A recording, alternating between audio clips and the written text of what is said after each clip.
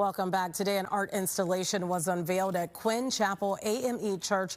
This is on the near south side. The installation comes as the city marks the 30th anniversary of the 1995 Chicago heat wave that killed hundreds of people.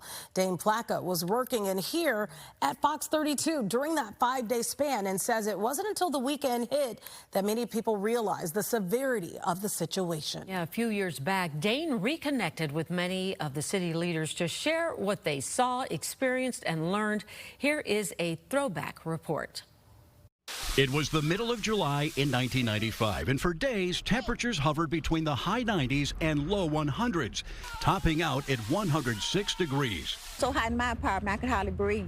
But no one initially realized the seriousness of the situation. Then Mayor Richard M. Daley seemed to shrug it off. It's hot. It's hot out there. We all walk out there. It's very, very, very hot. But on the Saturday the heat finally broke. This is what I found when sent to check out a report that something was happening at the Cook County Medical Examiner's office. Literally dozens of police wagons and hearses, dropping off body after body after body.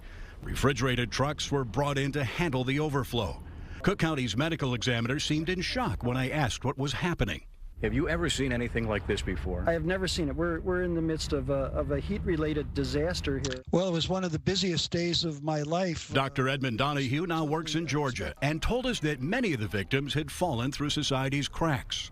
They were elderly people, for the most part, who lived alone in areas, and the common unifying thread was that they didn't have access to air conditioning. Like this CHA high-rise, where 4 people died, a resident at the time showing us his only relief. This is the only ventilation you have in this place. It's right here. I see. Put your hand up there and you won't feel nothing. Making it all the worse, power outages affecting thousands of people and a lack of city resources. Only a handful of cooling centers which were poorly publicized. It was horrific, to say the least. Former 28th Ward Alderman Ed Smith says the slow-motion tragedy led to significant city reforms. As a result, because of what happened, then the planning was done, and now we're ready for those kind of situations.